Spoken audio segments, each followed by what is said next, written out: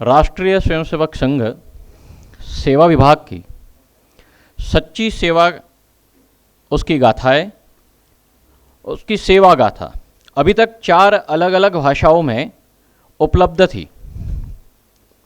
आज हम यहाँ उसकी 5वीं भाषा यानी गुजराती भाषा, गुजराती सेवा गाथा का शुभारंभ कार्यक्रम में उपस्थित हुए हैं। मैं सचिन पटेल आप सबका यहाँ पर हार्दिक स्वागत करता हूँ। उपस्थित अधिकारीगण को इसके साथ ही प्रार्थना करता हूँ कि आप माँ भारती के समक्ष दीप प्रज्वलित करें और यह कार्यक्रम का शुभारंभ करवाएं। दीप ज्योति परम ज्योति, दीप ज्योति जनार्दन, दीपो हरतु मे पापम, दीप ज्योति नमस्तुते। शुभं करोति कल्याणं, आरोग्यं सुख संपदा, द्वेष बुद्धि विनाशाय, आत्मज्योति नमस्तुते। आत्मज्योति प्रदीप्ताय, ब्रह्मज्योति नमस्तुते। ब्रह्मज्योति प्रदीप्ताय, गुरुर्ज्योति नमस्तुते। दीप ज्योति परम ज्योति, दीप ज्योति जनार्दन, दीपो हरतु मे पापम, दीप ज्योति नमस्तुते। दीप ज्योति नमस्तुते। शुभं करोति कल्याणं, संपदा, द्वेष बुद्धि विनाशाय, आत्मज्योति नमस्तुते। कार्यक्रम के शुरुआत में मैं अनुरोध करूंगा हमारे गुजरात प्रांत के सेवा प्रमुख श्री जगदीश जी चावड़ा जी को कि वह यहाँ पर आए और अधिकारीगण का परिचय करवाए। मंचस्थ महानुभाव का परिचय करा रहा हूँ। माननीय श्री डॉक्टर मनमोहन जी वैद्य, मनमोहन जी अपने शहर कार्यवाह के नाते हमारा मार्गदर्शन कर रहे हैं। उसके पूर्व गुजरात प्रांत के प्रांत प्रचारक रहे हैं, बहुत सालों तक हमारा मार्गदर्शन किया है। तत्पश्चात अखिल भारतीय प्रचार प्रमुख के नाते भी हमारा मार्गदर्शन किया है और वर्तमान में हमारे शहर कार्यवाह के नाते अभी हमारा मार्गदर्शन कर रहे हैं। माननीय श्री पराग जी अभ्यंकर, अखिल भारतीय सेवा प्रमुख। पराग जी उससे पूर्व मालवा प्रांत के प्रांत प्रचारक रहे हैं, अभी अखिल भारतीय सेवा प्रमुख के नाते हमारा मार्गदर्शन कर रहे हैं। अपने इस कार्यक्रम के अतिथि विशेष हैं माननीय श्री दिलीप जी दुबे। दिलीप जी ऐसे तो अपने ही बीच अपने कार्यकर्ता हैं, संघ के प्रशिक्षण में तृतीय वर्ष शिक्षित हैं और डीके दुबे जी के नाम से हम सब जानते हैं। सुप्रीम कोर्ट में अधिवक्ता, प्रसिद्ध यूट्यूबर और विभिन्न कानूनी विषयों पर वो अपनी बात रखते हैं।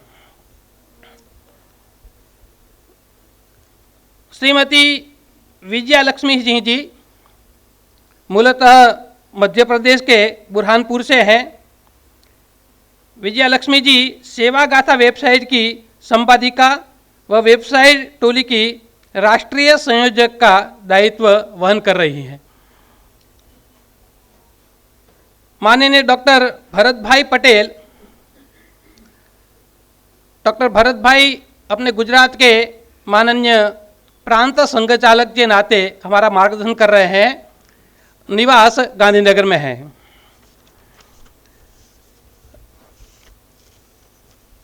अभी अपने बीच एक विशेष प्रतिभागिनी श्रीमती सोनलबेन पटेल यहाँ उपस्थित है। यहाँ भी हाँ थोड़ा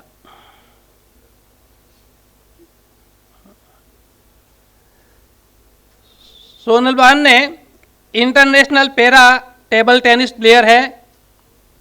एशियन गेम्स में 2018 सिल्वर मेडल विजेता।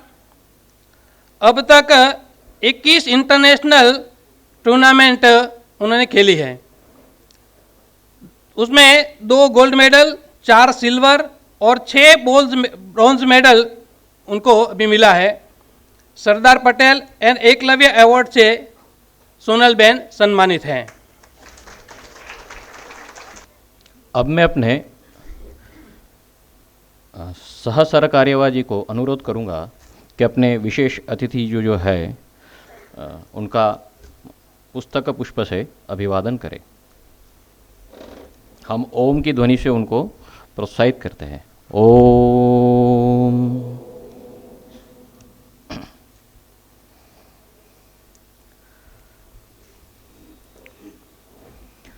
जो सेवा गाथा के कार्य के लिए आज हम यहाँ उपस्थित हुए हैं, वह सेवा गाथा के कलश रूप कार्यकर्ताओं का परिचय करवाने के लिए मैं सेवा गाथा के अखिल भारतीय संयोजक श्री विजयलक्ष्मी जी को यहाँ पर आने का अनुरोध कर रहा हूँ।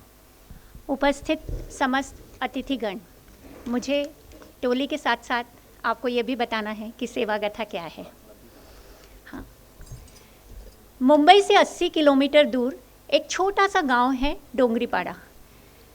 वो मुंबई जिसे हम सपनों की नगरी कहते हैं, जिसे हम मानते हैं कि आज के जेट युग में वहाँ हर सुविधा उपलब्ध है, उससे 80 किलोमीटर दूर पालघर जिले में इस डोंगरीपाड़ा गांव में आपकी कल्पना में भी नहीं होगा 72 वर्ष तक पानी नहीं था।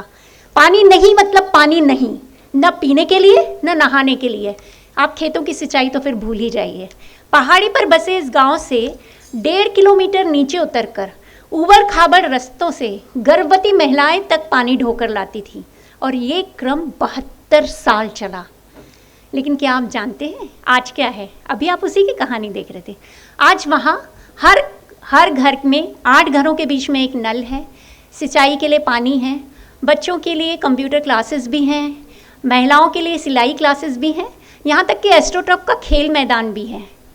ये चमत्कार कैसे हुआ जानना चाहते हैं? पढ़िए www.sevagatha.org में।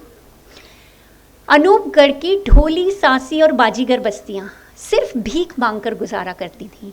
घर घर दाल मांगने की वजह से पूनम नाम की बच्ची का तो नाम ही दाल पड़ गया था। क्या आप जानते हैं वो क्या कर रही है? वो आज अपना बुटीक चला रही है और विधिवत ढंग से उसका एक अच्छे परिवार में विवाह भी हो गया। ये एक अकेली पूनम की कहानी नहीं है। आज तीनों बस्तियां स्वावलंबी हो चुकी हैं। किसके माध्यम से? सेवा भारती के कार्यकर्ताओं के माध्यम से। आप इस सच्ची कहानी को पढ़ने के लिए भी सेवा गाथा की वेबसाइट पर जा सकते हैं। जयपुर के वाल्मीकि बस्ती में कूड़ा बीनने वाले बच्चों को एक 48 साल की महिला 4 बच्चे पकड़कर लाई और उनको नहलाना, धुलाना, पढ़ाना, लिखाना शुरू किया और बाद में एक बाल विद्यालय खड़ा किया और देखते ही देखते 500 बच्चों का भविष्य रंग दिया। कूड़ा बीनने वाले बच्चों के हाथ में कलम थमा दी। माँ यशोदा का पुनर्जन्म, ये कहानी आपको मिलेगी सेवा गाथा वेबसाइट पर। राष्ट्रीय स्वयं सेवक संघ क्या करता है, ये सवाल अक्सर पूछा जाता है। आप जवाब जानना चाहते हैं? सेवा गाथा पढ़िए। सेवा गाथा में हम सेवा गाथा 9 जुलाई 2017 को तत्कालीन सरकार्यवाह माननीय भैया जी जोशी के हाथों भोपाल के समन्वय भवन में लॉन्च हुई। प्रारंभ में वेबसाइट सिर्फ हिंदी अंग्रेजी भाषा में थी, बाद में मराठी, कन्नड़ 2 भाषाओं में आई। आज हम सबका सौभाग्य गुजराती में भी आ गई। इस वेबसाइट की पहले सिर्फ हम कहानियाँ सुनाते थे, अब कहानियों के साथ साथ आपको अभी नई वेबसाइट दिखाई जाएगी, कहानियों के साथ कहानी के वीडियो, ऑडियो, पॉडकास्ट सब कुछ हैं। और सोशल मीडिया पे जरा आप गूगल सर्च कीजिए और सेवा गाथा उठाइए, फेसबुक, ट्विटर, इंस्टाग्राम, क्यू, हर यूट्यूब, हर जगह सेवा गाथा आपको छाई हुई मिलेगी। 28 Facebook accounts, 20 Twitter account, 18 Instagram account के साथ आप सेवा गाथा खोलिए, हर जगह आपको सेवा गाथा मिलेगी। हम चाहते थे ये कि जिस दिन लोग सेवा शब्द सर्च करें उस दिन संघ सबसे पहले दिखे, क्योंकि संघ से ज्यादा न कोई सेवा करता है न कोई कर सकता है। आपदा से लेकर पुनर्वास तक स्वयं सेवक घायल तनों और बेबस मनों का सहारा बनकर खड़े होते हैं। हम समर्पित सेवा दूत में ऐसे ही लोगों की कहानियां लगाते हैं जिन्होंने आपदा से प्रभावित लोगों के जीवन को संवारा, पीपीई किट पहनकर कोरोना पॉजिटिव शवों का अंतिम संस्कार किया, स्वयं की जान मुश्किल में डालकर बाढ़ और आपदाओं से लोगों को बचाया। समर्पित जीवन करके हमारा जो कॉलम है उसमें हम ऐसे युवा तपस्वी सेवकों की, ऐसे तपस्वी सेवाव्रतियों की कहानी लगाते हैं जो स्वयं जलकर समाज को रोशन कर गए, स्वयं कुष्ठ रोगी होकर चापा में विशाल कुष्ठाश्रम खड़ा करने वाले कात्रे गुरुजी हों, या बिरला जी की नौकरी का ऑफर ठुकरा कर स्वयं संघ की दीक्षा लेकर चित्रकूट में ग्राम विकास की गंगा बहाने वाले नानाजी देशमुख, इनकी कहानियां आपको समर्पित जीवन में मिलेंगी। आज हमारी सेवा गाथा चौथे वर्ष में प्रवेश कर गई है। आप सबकी शुभकामनाओं और सहयोग की आवश्यकता है। आप सभी से आग्रह है कि एक बार प्ले स्टोर पे जाके सेवा गाथा एप्लीकेशन जरूर डाउनलोड कीजिएगा और भी लोगों को सेवा की इन सच्ची प्रेरक कहानियां पढ़ने के लिए प्रेरित कीजिए, क्योंकि हमारा विश्वास है कि सेवा प्रेरणा जगाती है, सेवा विश्वास कायम करती है। हम सेवा का प्रचार करने नहीं निकले, हम सेवा का प्रसार करने निकले हैं, क्योंकि सेवा की ये प्रेरक कहानियां सब में सेवा की प्रेरणा जगाती हैं। अब मैं इसके बाद इस पूरी वेबसाइट को खड़ा करने में और इस वेबसाइट को आगे बढ़ाने में 160-70 लोगों की देश भर में टीम है, लेकिन यहाँ जो हमारी मुख्य टोली मौजूद है 9 लोग, उनका परिचय आप सभी से कराऊंगी। सभी से आग्रह है जब मैं सबका नाम लूँ तो कृपया अपने स्थान पर खड़े रहें, केवल हमारे पालक अधिकारी तात्या जी को छोड़कर, क्योंकि उनका परिचय मैं सबसे पहले करवाऊंगी। जी जी, आदरणीय श्रीमान उदय जी जोगलेकर जी, संघ के वरिष्ठ प्रचारक और सेवा गाथा के पालक अधिकारी, पग पग पर जिनके मार्गदर्शन में सेवा गाथा आगे बढ़ी, जिनके बिना हम एक कदम भी आगे नहीं बढ़ते। श्रीमान रामचंद्र चितले जी, हमारे प्रबंधन प्रमुख, अखिल भारतीय प्रबंधन प्रमुख। श्री स्वप्निल पारख्या जी, हमारी तकनीकी टोली के प्रमुख, हमारे राष्ट्रीय टेक्निकल हेड। श्रीमान उदय सिंह कुंतल जी, सेवा गाथा के राष्ट्रीय सह संयोजक। श्रीमती मनी चतुर्वेदी, सेवा गाथा की राष्ट्रीय सह संयोजिका। ज्योतिकांत चौधरी जी, सेवा गाथा के राष्ट्रीय सोशल मीडिया प्रभारी। रश्मि दधीची दीदी, कंटेंट प्रमुख। अंजू पांडे दीदी, लेखिका और वीडियो ऑडियो बनाती हैं हमारे लिए।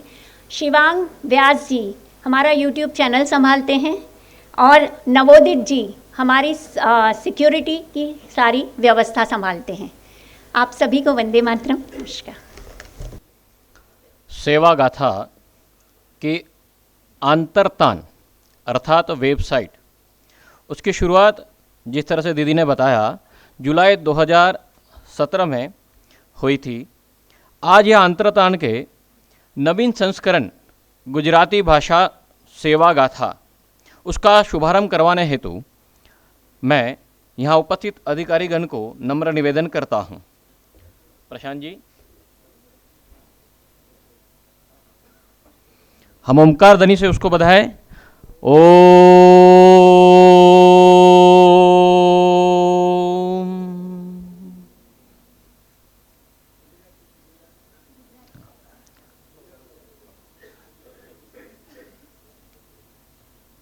यह अंतर्तान का नया स्वरूप है। उसमें आज से गुजराती संस्करण भी जुड़ा गया है। ओम।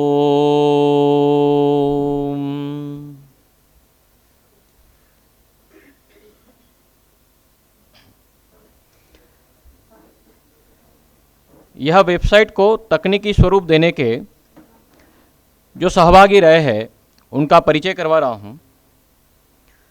वह है तंत्रज्ञान टेक्नोलॉजी के डायरेक्टर श्रीमान रविंद्र जी वारंग, जो यहीं पर अभी स्टेज पर है, और उनके सहयोगी श्रीमान प्रज्ञेश जी लोढ़ा। प्रज्ञेश जी यहाँ पर स्टेज के दाईं ओर है। अब मैं रविंद्र जी से अनुरोध करूँगा कि उसके जो भी फीचर्स वगैरह है जो हमें बताए। हम भी अपने मोबाइल में यह सेवागाथा www.sevagata.org को अभी ही सर्च करके उसको ओपन करें और रविंद्र जी के साथ ही हम भी उसको ज़रा देखने की कोशिश करें। आदरणीय अतिथिगण और सम्मानित मंच, विजया दीदी ने जब मुझे सेवागाथा की वेबसाइट का नव निर्माण करना है ऐसे बताया तो मन को बहुत हर्ष हुआ। सेवा कार्य से मैं 2007 से विवेकानंद सेवा मंडल के माध्यम से जुड़ा हुआ हूँ और तभी से सेवा यह शब्द का अर्थ समझने की कोशिश कर रहा हूँ। यह प्रयास में हमेशा मुझे एक सवाल ने परेशान किया है। संघ परिवार ये देश भर में लाखों कार्य करते हैं और यह सभी कार्य समाज के आखिरी स्तर तक पहुंचते हैं और इन कार्यों में समाज को जागरूक करने की अद्भुत शक्ति है। पर मुझे हमेशा एक सवाल ने परेशान किया है कि यह कार्य आज के समाज, आज के युवा पीढ़ियों तक क्यों नहीं पहुंचते। जब दीदी ने मुझे बताया कि यह वेबसाइट हमें बनानी है और सेवागाथा यह संकल्पना मुझे समझ में आई तो मुझे बड़ा हर्ष हुआ। मुझे लगा अभी यह करने का, यह वापस मुझे जो करना था वो करने का मुझे मौका मिला है। सच बताऊं तो तंत्रज्ञान टेक्नोलॉजी यह कंपनी मैं जब शुरुआत कर रहा था, मैं प्रज्ञेश और कैलाश हम जब शुरुआत कर रहे थे तो हमने एक ध्येय रखा था कि ऐसे कार्य में जुड़ने का कभी भी हमें मौका मिले तो हम वो मौका कभी मिस नहीं करेंगे। हम पूरी जान से उस कार्यों को समाज के सामने लाने की कोशिश करेंगे। और सेवागाथा यह एक वेबसाइट, यह एक खुद ही अनोखा कार्य है। इस कार्य इतना निराला है कि यह वेबसाइट जब हमने बनाने की सोची तब यह एक पूरी परिपूर्ण वेबसाइट हो, security, performance, user interface, user experience और आज के युवाओं को या आज के समाज को जो पसंद आता है वैसे डिज़ाइन उस वेबसाइट की हो, ऐसी एक पूर्ण कल्पना हमने की और आज उसी कल्पना के बेस पे हम यह वेबसाइट आपके सामने प्रस्तुत करना चाहते हैं। तो सेवागाथा का जो नया स्वरूप आपके सामने आज ला रहा हूँ, हम सब जो स्वरूप ला रहे हैं उसके कुछ फीचर्स पे मैं कुछ प्रकाश डालने की कोशिश करता हूँ। तो प्रज्ञेश जी वहाँ से आप मुझे हेल्प करो। इस वेबसाइट का पूर्ण इंटरफेस एक संपूर्ण तरीके से आधुनिक और जागतिक है। इसमें युवाओं को या समाज को जो आकर्षित कर सकता है वैसे सभी अत्याधुनिक फीचर्स जैसे टीजर वीडियोस या पॉडकास्ट या सोशल मीडिया इंटीग्रेशन हो, ऐसे सभी आधुनिक चीज़ें हमने उसके अंदर उसको युक्त करने की कोशिश की है। तो यदि आप समझ लीजिए कि आपको एक कोई कहानी पढ़नी है, नहीं पढ़नी नहीं, चलो अभी लोगों को मुझे लगता है कभी कभी कंटाला आता है, तो मुझे कहानी सुननी है या मुझे कहानी देखनी है, ये तीनों चीज़ें आज इस वेबसाइट से पॉसिबल है। आप कहानी पढ़ रहे हो, आपको कहानी बहुत पसंद आती है और आपका मन कहता है कि आप तालियां पिटो, तो आप ये भी कर सकते हो इस वेबसाइट पे। यहाँ पे आपको क्लैप का ऑप्शन अवेलेबल है। यदि आपको यह कहानी आपके मित्रजनों या परिवारजनों के साथ शेयर करनी है, व्हाट्सएप पे करनी है, फेसबुक पे करनी है, इंस्टाग्राम पे करनी है, आज वो भी ऑप्शन हमारे पास वेबसाइट पे अवेलेबल है। अभी आगे जाके आपके प्रदेश की, आपके प्रांत की, आपकी प्रदेश की वो कहानी आपको देखनी है या सुननी है तो आपको प्रांत वाइज फिल्टर करने का भी ऑप्शन हमने दिया गया है। आप प्रांत सिलेक्ट कीजिए और आपके प्रांत की कहानी देखिए, उस कार्य से जुड़ने की कोशिश कीजिए। उसी के साथ यह कहानियां, जैसे दीदी ने बताया, आज हमने 5वीं भाषा, प्रादेशिक भाषा में इसको लॉन्च की है। तो कुल मिला के 5 भाषाओं में आप देख सकते हो ऊपर की तरफ, 5 भाषा में यह कहानी आप पढ़ सकते हो। अभी आगे जाके हमारी यह भी एक इच्छा थी कि यह जो सेवा कहानियां है, इसको वीडियो एक चैनल के स्वरूप हम लोग लेके आए। तो हमने इसके लिए सेवा चैनल, इस चीज का गठन किया। उस सेवा चैनल के स्वरूप आप हर सेवा कहानी वीडियो में देख सकते हो या पॉडकास्ट में सुन सकते हो। अभी अति महत्व बात कि यह पूरी सेवा वेबसाइट, सेवा गाथा की वेबसाइट एंड्रॉइड मतलब मोबाइल एप्लीकेशंस पे अवेलेबल है। आप मोबाइल एप्लीकेशन वेबसाइट के फुटर से डाउनलोड कर सकते हो या आप प्ले स्टोर पे जाके यह वेबसाइट, ये एप्लीकेशन डाउनलोड कर सकते हो। तो इसी तरीके से आधुनिक आयुधों से युक्त और प्रेरणादायी कहानियों के साथ हम सादर करते हैं सेवा गाथा की नई अवतार की नई वेबसाइट। धन्यवाद। आज यह जो सेवा गाथा का गुजराती संस्करण का जो विमोचन हमारे माननीय सहसर कार्यवाही के कर कमलों द्वारा हुआ है, वह गुजराती वेबसाइट के लिए जिन्होंने प्रयत्न किया है, वह गुजरात सेवा गाथा के संयोजक श्री जनक भाई को मैं यहाँ पर आमंत्रित करूँगा कि हमारे गुजरात के जो कार्यकर्ता हैं उनका परिचय दें। आदरणीय मंचासीन अधिकारी एवं अतिथिगण, सभागार में उपस्थित सभी बंधु भगिनियाँ एवं सुदूर आभासी माध्यम से जुड़े हुए सभी को सादर प्रणाम। संघ के जो गीत होते हैं बड़े ही मधुर गीत होते हैं। एक गुजराती गीत है, ओ भारत माना लाल थे चारण ललकारी गाशु माना गौरव गान। यानी ये जो सेवा गाथा के कार्यकर्ता है, वास्तव में भारत माता के चारण है और हम सभी चारण भारत माता की गुणगान गाते हैं, साथ में उन लोगों के गुण गाते हैं जिन्होंने इस देश के लिए, उस समाज के लिए अपना बलिदान दिया, सेवा के माध्यम से काम किया। हम इनके चारण हैं जिन्होंने पूरा जीवन तिल तिल जलाकर, नानाजी देशमुख है, कात्रे गुरु जी है, विष्णु जी राजोड़िया जी है, या आज बड़ा शब्द आता है फ्रंट लाइन वॉरियर, ऐसे हमारे फ्रंट लाइन वॉरियर, उनके हम चारण हैं।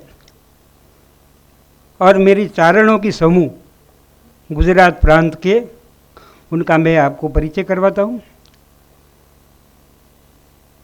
हमारे उदय जी काराणी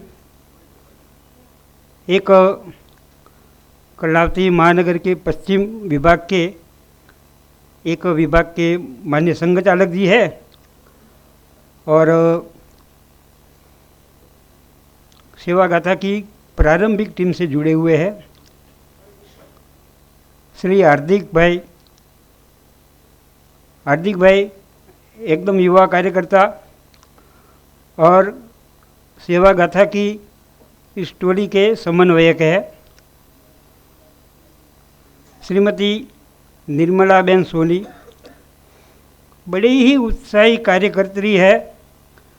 हमने जो कहानियाँ जिस दिन दी उसी दिन उसका अनुवादकरण उन्होंने कर दिया, यानी आज दिया और हफ्ते के बाद मुझे मिली, ऐसा मुझे कभी अनुभव नहीं हुआ।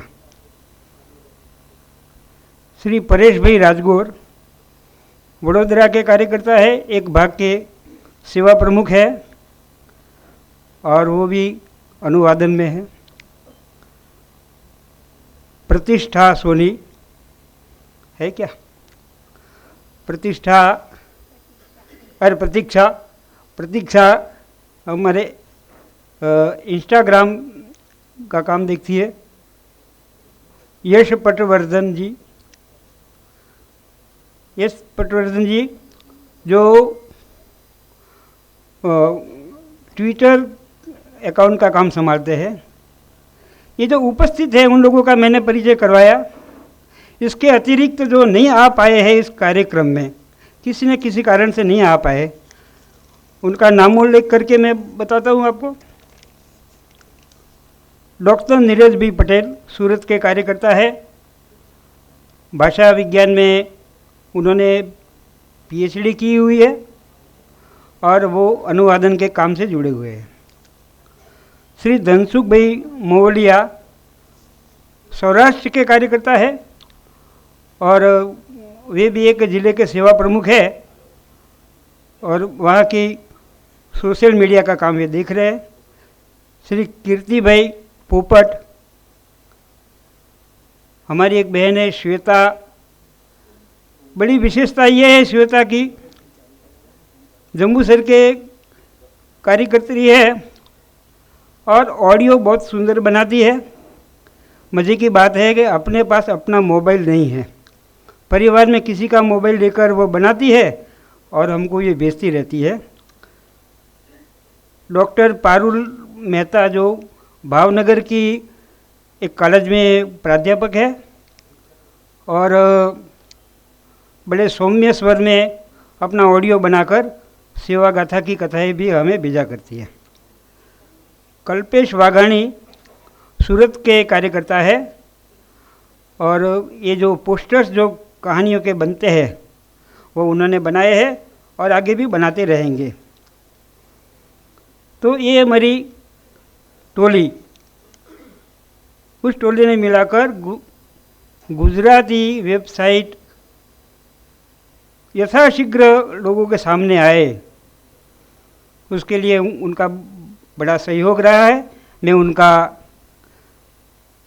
साधुवाद करता हूँ, धन्यवाद करता हूँ। सबसे बड़ा चारण जो कोई हुआ है पुराणों में तो वो पुष्पदंत हुआ है।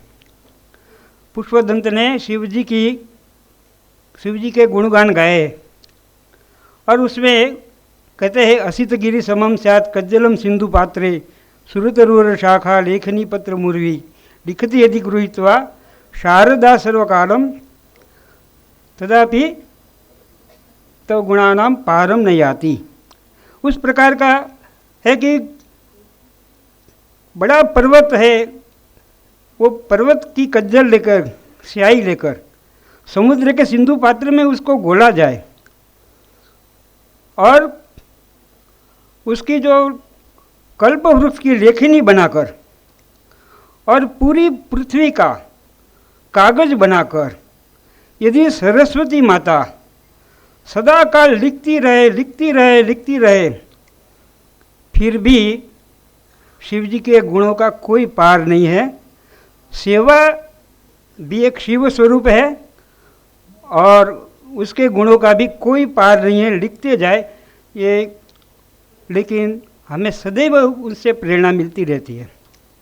प्रांतीय कार्यकर्ताओं के नाते हमारा दायित्व रहता है कि हमारी कथाएं पूरे देश को ज्ञात हो और पूरे देश की कथाएं हमारे प्रांत के जन जन को प्राप्त हो, इसके लिए प्रांतीय भाषा में वो होना चाहिए और वो करने के लिए इस टीम ने बड़ा काम किया है। मैं धन्यवाद देकर अपने 2 शब्द को विराम देता हूँ। भारत माता की जय। भीख मांगना बुरी बात है, भीख नहीं मांगनी चाहिए। सड़क पर घूमते बच्चों को ऐसा कहने वाले तो हजारों मिलते हैं, परंतु उनके हाथों में कलम थमाने वाले, कंधों पर स्कूल बैग, कपड़े, रहने की जगह और भोजन की व्यवस्था करने वाले तो कोई विरले ही होते हैं। सेवा गाथा की एक और कहानी, जीवन की सांझ में संवारे सैकड़ों बचपन। तो चलिए मिलते हैं महसाना के बुजुर्ग दंपत्ति से, श्री जयंती भाई पटेल व उनकी पत्नी अरुणा बहन से, जिन्होंने सन 2000 से बाल भिक्षुक मुक्त समाज के विचार को वृहद रूप देकर फुटपाथ पर सोते उन भीख मांगते बच्चों के लिए रहने के तंबू का सामान, कपड़े, भोजन इत्यादि की व्यवस्था की व उन्हें पढ़ाई के प्रति जागरूक किया और उन्हें विद्यालय का मार्ग दिखाया। मात्र 45 बच्चे और 16 टेंट से शुरू किया गया ये कार्य आज 500 बच्चे और 242 तंबुओं में परिवर्तित हो गया। आज 500 बच्चे इन तंबुओं में अपने माता पिता के साथ रहते हैं। अपराध और नशे की लत से कोसों दूर यहीं से निकल कर ये बच्चे कोई मीठा राम जैसे रसोइये, हलवाई बन जाते हैं, तो कोई ड्राइवर, कोई प्लम्बर, तो कोई फैक्ट्रियों में काम करते हैं। करीब 80 लड़कियां और 112 युवा आज अपने जीवन का निर्वाह स्वयं कर रहे हैं।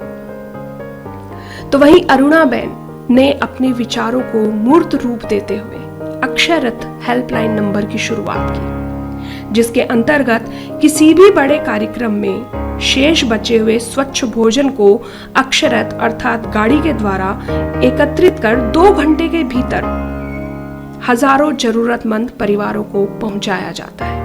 प्रतिदिन यह गाड़ी 500 से 5000 लोगों का पेट भरती है। अक्षररथ की प्रसिद्धि का ही परिणाम है कि मेहसाना ही नहीं, आज मेहसाना के आसपास के 5 से 6 शहरों में भी अक्षररथ दिन रात अपने कार्य में लगा हुआ है। कितनी विचित्र बात है ना कि जहां हमारे देश में बुजुर्ग आज दूसरों का सहारा खोज रहे हैं, वहीं ये बुजुर्ग दंपत्ति न जाने कितने ही लोगों का सहारा बन रहा है। तो बने रहिए हमारे साथ फिर एक नई कहानी के लिए सेवा गाथा www.sevagaatha.org पर। अपने ही गुजरात की यह कहानी और बरसों से चली आई ये सेवा गाथा, हो सकता है हम अनभिज्ञ थी इससे। सेवा गाथा का कार्य ही यही है कि अविरत चलती आई ऐसी सेवाओं से हमको परिचित करवाए, और इसी के लिए यह सेवा गाथा जो है उनका जन्म हुआ था। अपना यह कार्यक्रम उसकी शोभा बढ़ाने के लिए एक और महानुभाव अपने बीच में अभी उपस्थित हुए हैं, उनका मैं पहले परिचय करवा देता हूं। वह है श्री पारुलबेन परमार। पारुल जी इंटरनेशनल बैडमिंटन प्लेयर है, अभी टोक्यो पैरा ओलंपिक जो थी उसमें सहभागी रहे हैं। अर्जुन अवार्ड से सम्मानित, वर्ल्ड चैंपियनशिप 2019 में उन्होंने सिल्वर गोल्ड और गोल्ड मेडल लिया था, और एशियन गेम्स में 2019 में भी उन्होंने गोल्ड मेडल लिया था।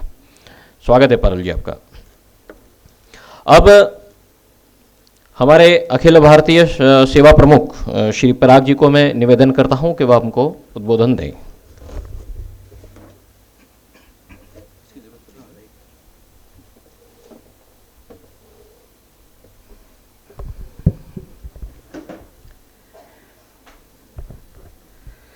मंच पर उपस्थित आदरणीय सह सरकार्यवाह डॉक्टर मनमोहन जी, इस प्रांत के माननीय प्रांत संघचालक डॉक्टर भरत जी, पूरे देश के अंदर अपने उद्बोधन के द्वारा और भी सामाजिक कार्यों के कारण से ख्याति प्राप्त श्री दिलीप जी दुबे और सेवा गाथा की अखिल भारतीय संयोजक श्रीमती विजयलक्ष्मी जी, इस सभागृह के अंदर उपस्थित सभी संघ के प्रति, सेवा गाथा के प्रति अपना बहुत सहृदयता के साथ में भाव रखने वाले सभी आमंत्रित महानुभाव भाइयों बहनों, ऐसी भी ख्याति प्राप्त मूर्तियां यहाँ पर हमारे पास में है इस सत्र के अंदर, जिन्होंने और देश का नाम प्रसिद्ध किया, उपलब्धियां हासिल की अपनी त्याग के कारण, अपनी तपस्या के कारण, और कुछ न कुछ हासिल किया है। ऐसे सब आप सब महानुभावों को प्रणाम करते हुए मैं अपना एक कथन आपके सामने प्रस्तुत करता हूं। तो जब ये बात आ गई कि ये सेवा गाथा शुरू करना चाहिए क्या, क्योंकि राष्ट्रीय स्वयंसेवक संघ तो देश निर्माण का काम कर रहा है, अपना धर्म, अपनी संस्कृति, अपना जो वैशिष्ट है वो बचा रहना चाहिए और लोगों के जीवन के अंदर वो आना भी चाहिए। इन दोनों बातों को लेकर के काम करने के लिए चला हुआ राष्ट्रीय स्वयंसेवक संघ 1925 में बना और स्वयंसेवक लोग चूंकि समाज के साथ में आत्मीयता है, उनका भी आगे बढ़ना चाहिए, उनके जीवन के अंदर भी सुख आना चाहिए, आनंद आना चाहिए, इसके लिए हमेशा अपने स्तर पर प्रयत्न करते आए हैं। लेकिन जो बिल्कुल दूर दूर के इलाके में लोग रहते हैं, जिनको हम वंचित कहते हैं, अभावग्रस्त कहते हैं, उपेक्षित भी हो जाते हैं अपने हिंदुस्तान के अंदर, ऐसा भी एक बहुत बड़ा वर्ग है जो जीवन की मूलभूत आवश्यकताओं से ही दूर हैं। उन तक वो जरूरी बातें, शिक्षण, स्वास्थ्य, संस्कार, ये पहुंच नहीं पाता है। ऐसे लोगों के जीवन के अंदर यदि शिक्षण, स्वास्थ्य, संस्कार और भी जरूरी बातें यदि न पहुंचेगी तो हमारा देश तो आगे बढ़ ही नहीं सकता है। किसी भी देश के अंदर कुछ लोगों की सदैव उन्नति होती रहे और कुछ लोग हमेशा से उपेक्षित ही महसूस करते रहें, ऐसा देश कभी भी वास्तविक रूप से उन्नति के ऊपर पहुंचा है ऐसा नहीं माना जा सकता है। और इसलिए इस बात को ध्यान में रख करके ऐसे सब लोगों के बीच में सेवा के माध्यम से पहुंचना चाहिए और उन्हें भी मूलभूत आवश्यकताओं की पूर्ति करते हुए, सहयोग करते हुए वे समाज के अंदर एक सम्मानित जीवन जीवें, इसके लिए प्रयास करने का उपक्रम किया गया। स्थान स्थान पर संघ के द्वारा, संघ करता है यानी स्वयंसेवक करते, तो स्वयंसेवकों के द्वारा ये सब काम प्रारंभ किए गए बहुत लंबे समय से।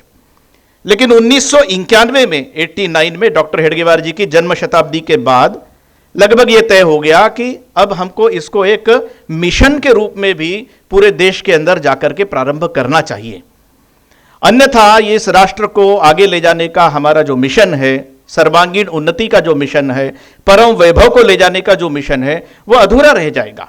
और इसलिए सेवा विभाग 1991 में स्थापित हुआ और फिर स्थान स्थान पर उसको एक अभियान के तौर पर हमारा जो अभिन्न अंग है उसके पास में जाकर के उनके सेवा के माध्यम से उनके कष्ट है, दुख है, उनकी आवश्यकताएं हैं, उसको पूरा करने के लिए प्रयास किए गए और यह भी अनवरत लगातार चलता रहा। लेकिन इसका कभी प्रचार नहीं किया जाता था, क्योंकि संघ के अंदर हम लोग शुरू से एक गीत गाते आए हैं और वो हमारे मन और मस्तिष्क पर हमेशा से छाया ही रहा है कि काम करो लेकिन उसका प्रचार मत करो। वो गीत है, वृत्त पत्र में नाम छपेगा, पहनूंगा स्वागत समूहार, और इस प्रकार की जो क्षुद्र छोड़ चले ये क्षुद्र भावना, हिंदू राष्ट्र के तारणहार। ये इतना गाया गया, इतना गाया गया, इतना गाया गया कि कभी हमने कोई अच्छा काम किया तो उसका प्रचार क्यों करना चाहिए। और यह कोई संघ का विचार नहीं है कि अच्छे काम का प्रचार नहीं करना चाहिए। संघ का विचार अलग से कुछ है भी नहीं। जो हमारे शास्त्रों के अंदर, जो हमारे संतों ने, जो हमारे मुनियों ने, जो हमारे दर्शन को स्थापित करने वाले लोगों ने जो बताया और जो उन्होंने अपने जीवन के अंदर भी करके दिखाया, वही विचार और वही उसी आचरण को संघ का स्वयंसेवक भी अपने लिए आदर्श मान करके चलता आया है। एक हाथ से ये कहा गया हमारे यहाँ कि यदि दाहिने हाथ ने कुछ सेवा का काम किया है तो बाएं हाथ को उसके बारे में पता नहीं लगना चाहिए। ऐसा बिल्कुल उससे प्रसिद्धि परांगमुख रहने की भावना रखने वाले स्वयंसेवक ये कथाओं को किस प्रकार से स्वीकार करेंगे, क्या ऐसा करना चाहिए, क्या लोगों के सामने बात रखी जानी चाहिए, इस बात पर भी काफ़ी मंथन हुआ स्थान स्थान पर। और बाद में ये बात आई गई जो विजयलक्ष्मी जी ने भी अपने भाषण के अंदर कहा कि प्रचार के लिए नहीं है तो ये प्रेरणा के लिए है। अच्छी बात सुनने से प्रेरणा जागृत होती है। समाचार पत्रों के अंदर जितनी नकारात्मक खबरें आती हैं, लोग तो सरासरी ऊपर ऊपर पढ़ते हैं और भाव बना लेते हैं कि हाँ पूरा देश खत्म हो चुका, पूरा देश बिगड़ गया।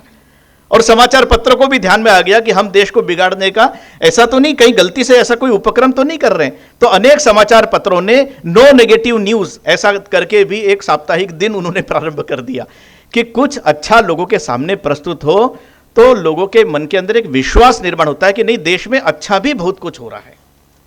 और इसलिए ऐसे कोई सेवा का काम करने वाले लोग यदि है जो निस्वार्थ भाव से काम कर रहे हैं और उनके मन के अंदर प्रसिद्धि की भी कोई चाह नहीं है कहीं पर भी, ऐसे लोगों के अच्छे कार्य को समाज के सामने लाना चाहिए।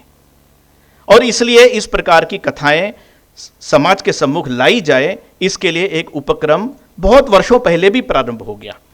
और एक हमने देखा, एक सेवा कुंज नाम की एक बहुत पहले, एक लगभग 12-15 साल पहले एक पुस्तिका निकली थी, जिसमें पूरे देश में जो अच्छे अच्छे सेवा के काम स्वयंसेवक लोग करते हैं वो उसके अंदर रखा गया था और वो सारे लोगों के सामने जाता था कि ये अच्छे काम स्वयंसेवकों ने स्वयं की प्रेरणा से समाज को साथ में लेकर के किया है। और ध्यान में आ गया कि वो कहानियां पढ़ने के बाद काम करने का, मेरे आसपास भी ऐसी कोई परिस्थितियां हो सकती हैं, मेरे अड़ोस पड़ोस के मोहल्ले के अंदर भी ऐसे दुख से पीड़ित, कष्ट में दीन बंधु कोई हो सकते हैं, तो मुझे भी उनके पास तक जाकर के उनके किसी न किसी रूप में जरूर सहायता करना चाहिए, ऐसा मानस बनता आया है। लेकिन ये जो सेवा गाथा वेबसाइट है, इस सेवा गाथा वेबसाइट के बारे में 2017 के प्रारंभ में कुछ बातचीत प्रारंभ हुई कि अब इसको किसी न किसी रूप में हमको इलेक्ट्रॉनिक मीडिया के ऊपर, सोशल मीडिया के ऊपर वेबसाइट के रूप में भी स्थापित किया जाना चाहिए। हमारी विजय लक्ष्मी दीदी जी जो यहाँ उपस्थित है, उनके मन के अंदर भी कुछ बात आ गई। उन्होंने संघ के केंद्रीय अधिकारियों के सामने पूरा बात रखा कि वो तो प्रिंट मीडिया के अंदर लगातार काम करती रही हैं, और प्रिंट मीडिया के अंदर जब वे बैठती थी अपने पत्रकार सहयोगियों के साथ में, तो इतना नकारात्मक संघ के बारे में, संघ के स्वयंसेवकों के बारे में वहाँ पर और नैरेटिव बातचीत चलती थी।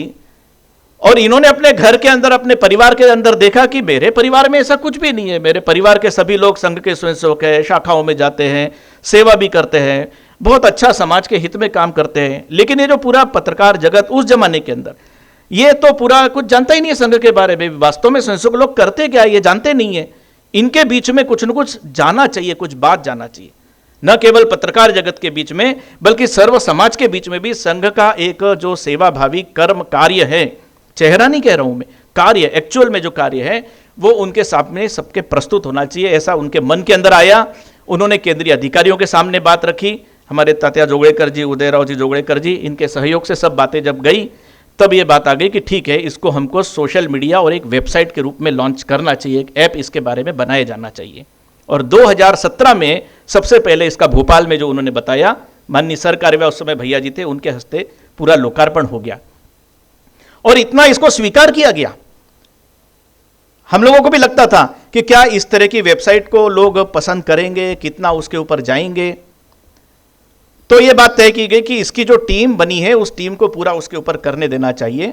वे चूंकि संघ की है वेबसाइट, इसलिए उसको ध्यान में रखते हुए आज की परिस्थिति में आज का युवा, आज का बाहर का व्यक्ति, सर्व समाज जिस भाषा को सुन सकता है और समझ सकता है, उस भाषा के अंदर इस वेबसाइट की कहानियां छोटी छोटी जाना चाहिए। और आप आश्चर्य करेंगे, प्रारंभ के दिनों में ऐसी छोटी छोटी कहानियां जो बड़ी प्रेरक है, बड़ी मार्मिक है, पहले तो लिख करके ही जाती थी, लेकिन लिख करके पढ़ने पर भी मन के अंदर एक भाव निश्चित रूप से निर्माण होता है। ऐसी छोटी छोटी मार्मिक कहानियां जब लोगों ने पढ़ी तो अनेक लोगों ने भी ये कहा कि अरे ये संघ की कहानियां संघ के द्वारा प्रस्तुत की जा रही है, इसमें एक आधा अंग्रेजी का शब्द, इसमें एक आधा उर्दू का शब्द क्यों आ गया है। लेकिन जब बातचीत की गई तो ये ध्यान में आ गया और चर्चा में भी ये आया कि नहीं, सर्व समाज, आज का युवा जिस भाषा को समझ सकता है, बहुत ज्यादा क्लिष्ट भाषा के अंदर आपने बहुत अच्छी बात भी यदि रख दी और सामने वाला यदि उसको समझ ही नहीं पा रहा है, तो फिर आपके बहुत अच्छा लिखने का उपयोग क्या हो गया। आज का हमारा युवा वर्ग, विद्यार्थी, हमारे अपने घर और परिवार के अंदर भी आप देखेंगे तो जो सहजता से वो पढ़ सके और समझ सके उसके अर्थों को, इस प्रकार की भाषा के अंदर उसको प्रस्तुत किया जाना चाहिए। ये अखिल भारतीय टोली ने उसमें निर्णय किया और ये बड़ी प्रसन्नता की और आनंद की बात है।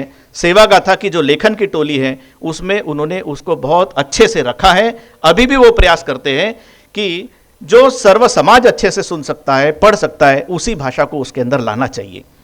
और जब पहले सार प्रारंभ में हिंदी और अंग्रेजी में हो गई, लेकिन धीरे धीरे इसकी लोकप्रियता इतनी बढ़ी कि सबसे पहले फिर वो और मराठी के अंदर प्रारंभ हो गई। मराठी के भी महाराष्ट्र के कार्यकर्ताओं ने कहा, फिर थोड़ा कर्नाटक के भी लोगों को लगा कि हम भी कुछ कर सकते हैं, तो कन्नड़ के अंदर भी शुरू हो गई है।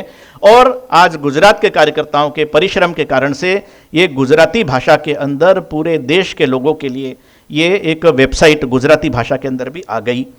और नया और नए रूप रंग के साथ में आई है ये वेबसाइट। ये वेबसाइट 5 साल पहले 2017 में 4 साल पहले जब प्रारंभ की गई थी, उस समय प्रारंभिक विचार था एक शुरू करना चाहिए ये सोच करके किया गया, लेकिन उसकी रिसेप्टिविटी, उसकी जो स्वीकार्यता जिस प्रकार से बढ़ती गई, तो 4 साल बाद इस पर पुनर्विचार करके इसको एक नए रूप और रंग के साथ में सबके सामने प्रस्तुत करना चाहिए। जो पहले केवल लेखन के रूप में कहानियां हमारे सामने आती थी, हमारे और रविंद्र जी ने बताया है कि जैसा हमको उनको बताया गया पूरी टोली की तरफ से, तो उन्होंने उसमें वीडियोस है, ऑडियोज है, इस प्रकार से कई प्रकार से आप शेयर कर सकते हैं, इन सब बातों को वहाँ पर किया है। तो ये सेवा गाथा की कहानी ये जो शुरू हुई वो संघ के प्रचार के लिए बिल्कुल नहीं है, स्वयंसेवकों के प्रचार के लिए भी बिल्कुल नहीं है, क्योंकि वे तो स्वयं ही अनाम रह करके काम करना चाहते हैं। लेकिन ऐसी कहानियों से प्रेरणा यदि मिलती है तो वो जरूर समाज के सामने प्रस्तुत की जानी चाहिए। आज ये 5 भाषाओं के अंदर ये आ गई है और निश्चित रूप से इस टोली का जो उत्साह है वो देख करके मुझे लग रहा है अगले 3-4 महीने के अंदर शायद 1 या 2 भाषाओं के अंदर निश्चित रूप से और भी आगे जा करके जाएगी। ऐसी मैं शुभकामनाएं इस पूरी सेवा गाथा की टोली को कहता हूँ। इतना कह करके, चूँकि मेरे सन्मुख 2 बहुत श्रेष्ठ और अनुभवी वक्ता हमारे यहाँ हैं, आदरणीय सहसर कार्यवाही डॉक्टर मनमोहन जी, उनको हमें सुनना है, और भी समाज के बीच में बहुत अच्छे तरीके से विषय रखने वाले दिलीप जी हैं। तो मैं समझता हूँ सेवा गाथा की जो पृष्ठभूमि है वो मैंने आपके सम्मुख संक्षिप्त में रखने का प्रयास किया। नमस्कार, धन्यवाद।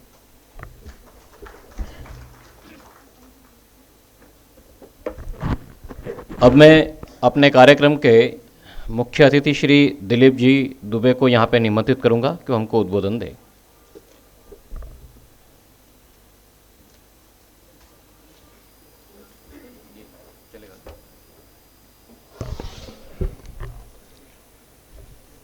मंच पर विराजमान माननीय सह सरकारवा माननीय मनमोहन जी वैद्य, इस प्रांत के प्रांत संघ चालक जी,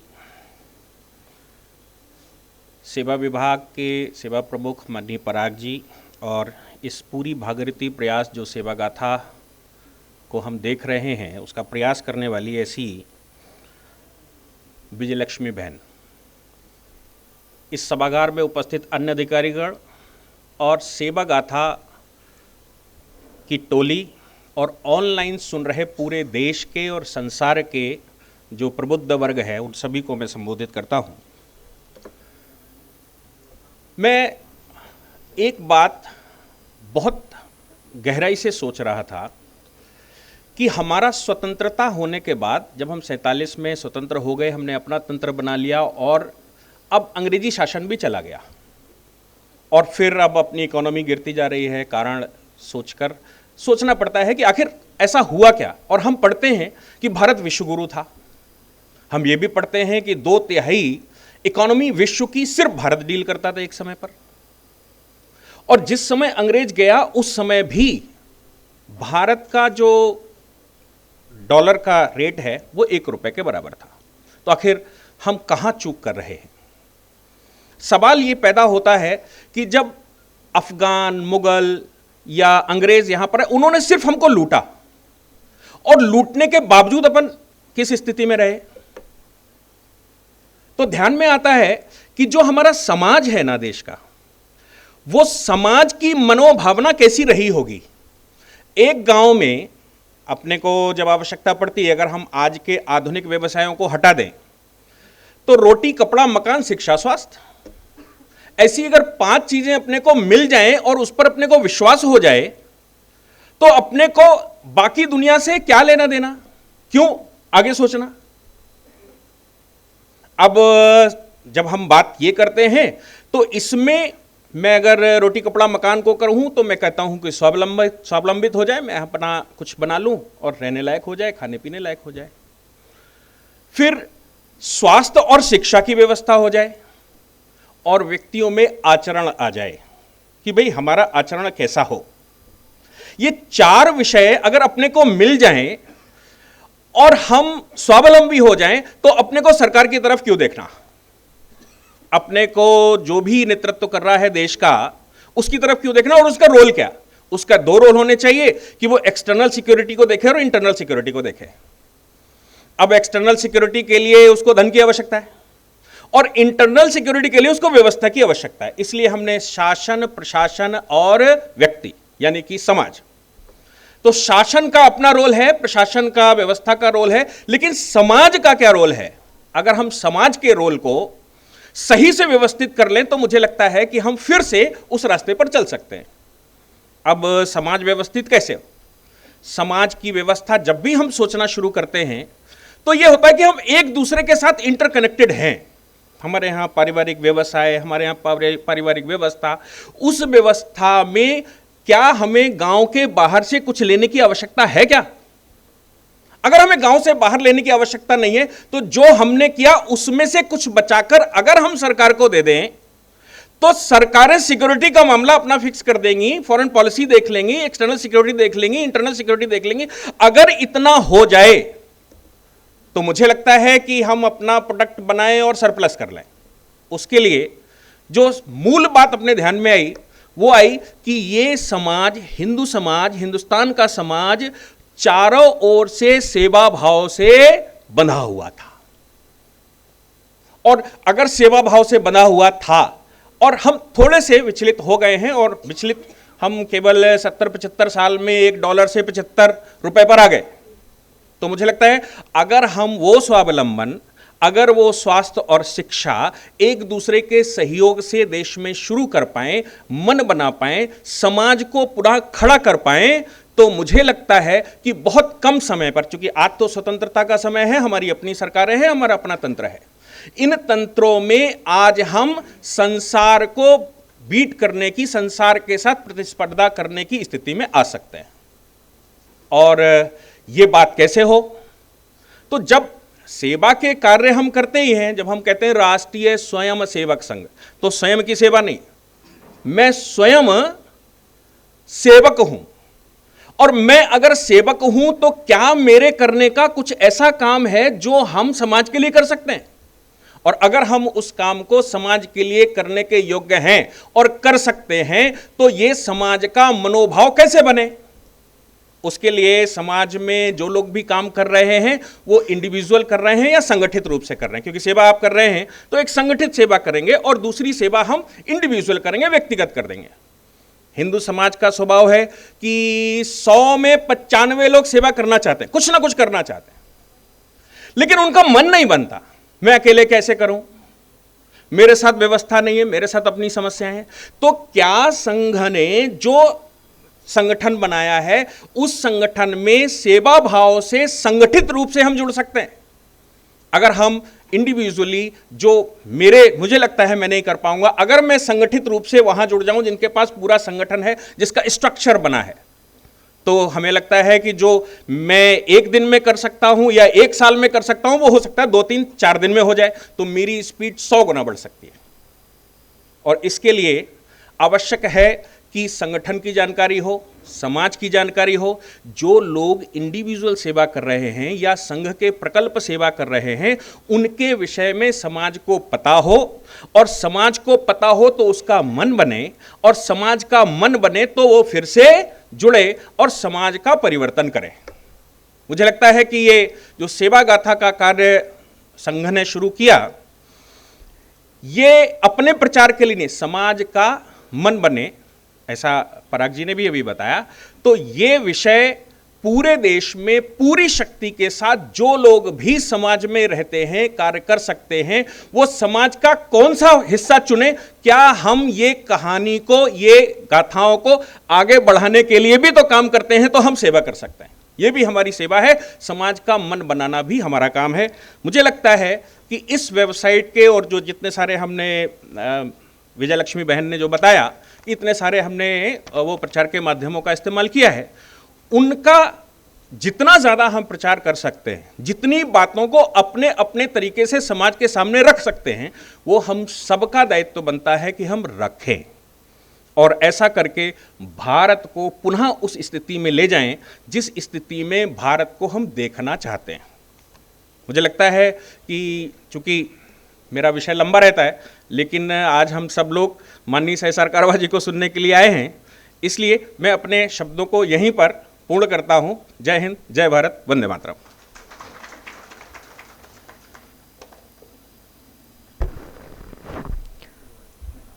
जिसके लिए कभी से हम यहाँ पर इंतज़ार कर रहे हैं। ऐसे हमारे सहसर कार्यवाजी माननीय श्री मनमोहन जी को अब मैं प्रार्थना करता हूँ कि वह अपने यहाँ पर आके उनके प्रेरक शब्दों से मैं अनुग्रहित करें। ओके, आ रहे। सेवा गाथा के गुजराती अनुवाद या गुजराती भाषा में उसके वेबसाइट के लोकार्पण कार्यक्रम के निमित्त सभागार में उपस्थित मंच पर सभी विशिष्ट अतिथि, क्रीड़ा क्षेत्र में अपने आत्मबल और साधना से भारत का नाम रोशन करने वाले विशेष आमंत्रण पर आए हुए सभी खिलाड़ी और मेरे प्रिय आत्मीय भाइयों बहनों, सेवा की गाथा कहने जैसी होती है। गाथा कहने वालों को भी गाथा कहते कहते प्रेरणा मिलती है, सुनने वालों को भी मिलती है। अपनी अपनी भाषा में यह गाथा कही जाए तो अधिक सुदूर लोगों तक हम हमारी बात पहुंचा सकते हैं। इसलिए इस सेवा गाथा का आरंभ होना, 4 वर्षों से लगातार इसमें लगे हुए सभी जो कार्यकर्ता गण हैं वे, और गुजराती भाषा में भी आरंभ करने के लिए जिन लोगों ने सारे परिश्रम किए हैं, उन सब का मैं हार्दिक अभिनंदन करता हूँ। भारत का स्वभाव ही सेवा है, क्योंकि स्वभाव में शब्द स्व है। स्वतंत्रता, स्वाधीनता, स्वदेशी, इसमें भी वही स्व है। ये भारत का स्व क्या है? तो आध्यात्मिक आधारित जीवन का दृष्टिकोण, उसके कारण भारत का मतलब भारत के समाज का तैयार हुआ व्यक्तित्व, पर्सनैलिटी, ये भारत का स्व है। तो भारत के स्व के प्रमुख 2 आधार हैं। एक spirituality based view of life, उसके कारण यह दृष्टिकोण, क्योंकि उसका आधार आध्यात्मिकता है, वह एकात्म है, वह सर्वांगीण है। जिसने भारत की पर्सनैलिटी बनाई है, भारत के सब लोगों की ऐसी बनी है। उसके 4 प्रमुख पहलू हैं। एकम सद विप्राह बहुधा वदंती, truth is one, it can be called by different names, it can be reached by different paths, all are equal. सब मार्गों का स्वीकार करना, सबको स्वीकार करना, यह भारत की विशेषता है। 1893 के शिकागो के भाषण में विवेकानंद ने कहा, we go beyond tolerance and we accept always to be true. आगे वो कहते हैं, I am proud to tell you that I am from a country where in our divine language Sanskrit there is no word for exclusion. Exclude करने के लिए भारतीय भाषा में शब्द ही नहीं है, क्योंकि हम सबका समावेश करते हैं, सबको साथ लेकर चलते हैं। दूसरी विशेषता है to see unity in diversity. एक ही तत्व अनेक रूपों में मैनिफेस्ट हुआ है, ये भेद नहीं है, विविधता है। इस वैविध्यता का अनुभव करना, उसके अंतर्निहित एकता की अनुभूति करना और विविधता का उत्सव मनाना, यह भारत की प्रकृति बनी है। इसलिए भारत का वर्णन it's a country of diverse cultures ऐसा कहना सही नहीं है। वास्तव में हमारी संस्कृति एक ही है। India has a culture that celebrates diversity. और तीसरी महत्व की बात है, प्रत्येक व्यक्ति, every soul is potentially divine. ये पोटेंशियल डिविनिटी स्त्री पुरुष दोनों में समान रूप से विद्यमान है, यह केवल भारत मानता आया है। इसलिए मनुष्य का जीवन का अंतिम लक्ष्य इस अंदर के डिविनिटी को मैनिफेस्ट करते हुए मोक्ष प्राप्त करना है।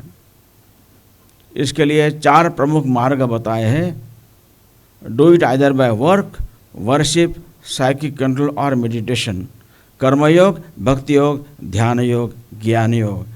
आगे भारत की विशेषता आती है, अगर सेमेटिक थॉट में होता है तो एक को स्पर्श किया दूसरे को टच नहीं कर सकते, क्योंकि एक्सक्लूसिव उनकी विशेषता है। यहाँ स्वामी विवेकानंद कहते, चार में से कोई भी एक लो या दो लो या अनेक लो या सभी लो, मुक्त हो जाना। तो प्रत्येक व्यक्ति का मुक्ति की तरफ जाने का जो मार्ग है, it can B A varied composition of all this four things. कर्मयोग, भक्ति योग, ध्यान योग, ज्ञान योग का मेरा जो मुक्ति का कंपोजिशन होगा, मेरी बहन का अलग होगा, मेरे भाई का अलग होगा। इसलिए हमारे यहाँ कोई सोमवार का व्रत रखता है, कोई मंगल का है, कोई गुरुवार का है, कोई शनिवार का, कोई नहीं रखता है, सब चलता है। कोई शिव जी के मंदिर में जाएगा, कोई देवी के मंदिर में जाएगा, कोई भगवान कृष्ण के मंदिर में जाएगा, कोई पर्वत की पूजा करेगा, सूर्य की पूजा करेगा। इसलिए यह जो मेरा जो मुक्ति का मार्ग मैंने पसंद किया है, वो मेरी उपासना है, जिसको अंग्रेजी में रिलीजन कहेंगे। धर्म अलग है। इसलिए हमारे जो रिलीजन है, हर व्यक्ति का अलग अलग उपासना होगी। इसलिए हमारे यहाँ रिलीजियस फ्रीडम है, रिलीजियस डेमोक्रेसी रही है। इसलिए हमारे जो पूजा घर में अनेक मूर्तियाँ, अनेक देवी देवताओं के चित्र होते। कोई नए आध्यात्मिक व्यक्ति का चित्र कोई नई बहू, नया लड़का लेकर आता है, बाकी चित्रों को थोड़ा खिसका कर उसको रखने की सुविधा रहती है। यह एकोमोडेशन, ये केवल भारत की विशेषता है। इन चारों को मिलाकर जो भारत का व्यक्तित्व बना है, उसको दुनिया में हिंदुत्व कहते हैं। इसलिए हिंदू भारत के संदर्भ में, पश्चिम का नेशन अलग है, वो राज्याधारित है। भारत का राष्ट्र यानी समाज होता है।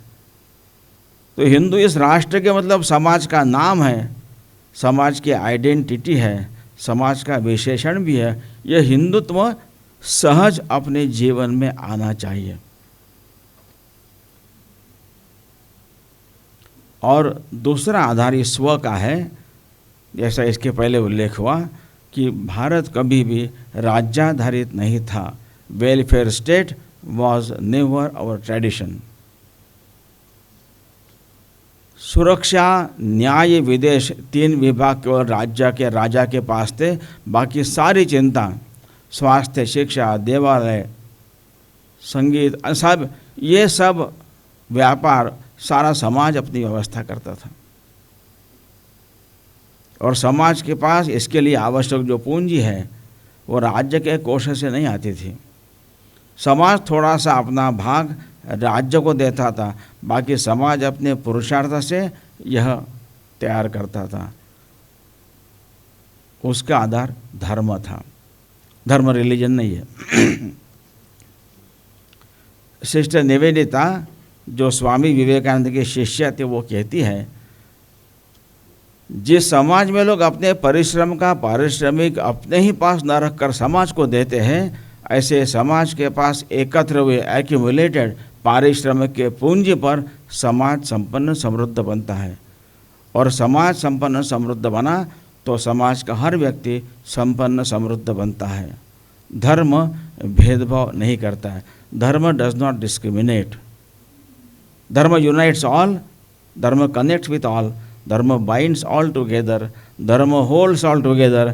इसलिए हमारे यहाँ धर्म की एक व्याख्या यह भी है, धारणात् धर्म मिथ्याहुः धर्मो धारयते प्रजाः।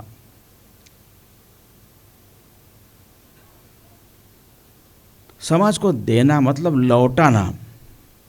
एक अमृतलाल वेगड़ नाम के अच्छे चित्रकार लेखक हो गए। अभी उनका देह शांत हुआ 2 वर्ष पूर्व, एट द एज ऑफ 94। मेरा 2 बार मिलना हुआ है। वे नंदलाल बोस नाम के जगविख्यात चित्रकार शांति निकेतन में रविंद्रनाथ ठाकुर के साथ फैकल्टी के नाते थे। वहाँ 20 साल की आयु में शिक्षा प्राप्त करने, पेंटिंग सीखने के लिए गए। 5 वर्ष उन्होंने चित्रकला का अध्ययन किया और अब अपना जीवन आरंभ करना। वहाँ से चलते समय अपने गुरुदेव के नंदलाल बोस के चरण स्पर्श किए। नंदलाल बोस ने उनको आशीर्वाद दिया।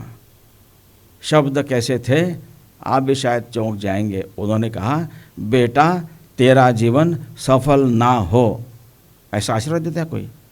Late your life be not successful, ऐसा ब्लेसिंग दिया। आगे कहा कि सफल होने वालों की दुनिया में कोई कमी नहीं है, उनके नाम रोज अखबार में छपकर आते हैं। फिर कहा, तुम अपना जीवन सार्थक करना। फिर वेगड़ जी कहते हैं, सार्थक करना यानी क्या? समाज से मुझे बहुत मिलता है, मुझे समाज को वापस लौटाना है। वापस लौटाने का प्रयत्न करना, यह जीवन सार्थक करने का मर्म है। धर्म यह है। उपासना स्वयं धर्म नहीं है। मंदिर में जाना, तिलक लगाना, माला पहनना, प्रदक्षिणा करना, नंगे पैर मंदिर तक जाना, कहीं अर्घ्य करना, अग्निहोत्र करना, व्रत करना, ये सब उपासना है। ये स्वयं धर्म नहीं है। उपासना धर्म के लिए है। धर्म क्या है? तो ओपन योर आईज, आंखें खोलो, and close your capital I, मैं को छोटा करो। Then the circumference of we expands, हम का दायरा बड़ा होता है। जो हमारे नहीं वे भी हमको अपने लगने लगते हैं, उनके लिए करने का मन होता ही है। यह करना यानी धर्म है। Through spirituality get connected, you will feel related, एक अपनापन लगता है। That prompts you to act, that is dharma. उपासना धर्म के लिए, उपासना से आपका स्पिरिचुअल एलिवेशन होकर आप अधिक बड़ा सर्कल, अपना वर्तुल हम का कर सकते हैं, अधिक लोगों से जुड़ सकते हैं और करने का मन होता ही है। यह धर्म है। यहाँ कर्णावती में एक परिवार है, उनका कॉटन का बहुत बड़ा बिजनेस है। माँ जी देवी की भक्त है। यहाँ से अम्बा जी हर महीने जाती रही। शादी के बाद करीब 30 साल हुए होंगे। ड्राइवर कार है। हर महीने 12 बार नियमित अम्बा जी जाने का क्रम चला। वहाँ जो बालक बालिकाएं भीख मांगते उनको देना, आगे बढ़ना। 6 साल पहले पहली बार इनका मैं छोटा हुआ, हम बड़ा हुआ। A thought appeared in our mind कि इनकी पढ़ने की आयु है, ये पढ़ते क्यों नहीं है। अब 24 वर्ष ये विचार नहीं आया था, लेकिन आया। उत्तर मन में आया, इनके पास पैसे नहीं होंगे शायद, मैं उसका व्यय करूँगी। पैसे पहले भी थे, कनेक्शन नहीं हो रहा था, वो हो गया। उनसे बात की, बात भी पहली बार की। इसके पहले मांगने आए, देते थे, आगे बढ़ते थे। बात की तो वो तैयारी थे पढ़ने के लिए। इनको लगा कि अब तो इनके माँ बाप खुश होंगे, चलो कोई हमारे बच्चों की चिंता करने वाला है। जब उनके माँ बाप से बात की, उन्होंने कहा, बहन जी ये बच्चे स्कूल में पढ़ने जाएंगे तो हम खाएंगे क्या?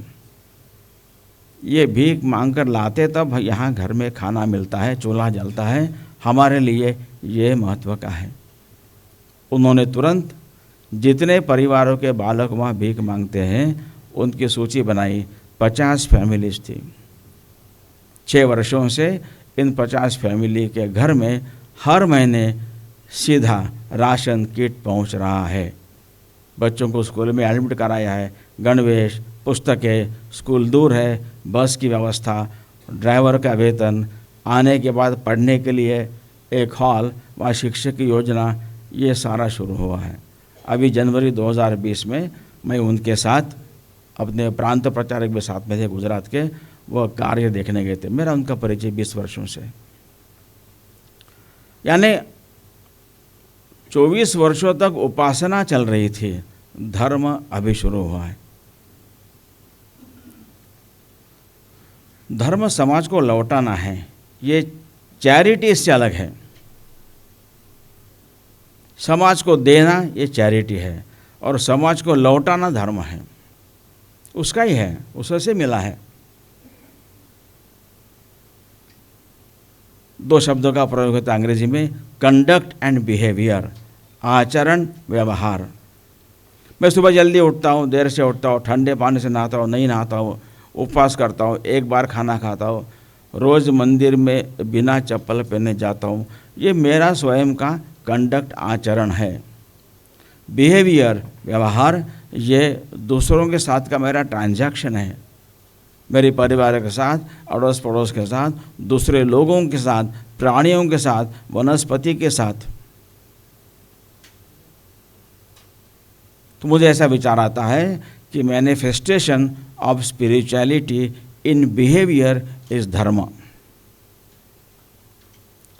And expression of spirituality in conduct is upasana religion. तो ये भारत का स्वभाव है। ऐसा मैं क्यों कहता हूँ? अभी जो पैंडेमिक हुआ कोरोना का, सारे दुनिया भर में हुआ।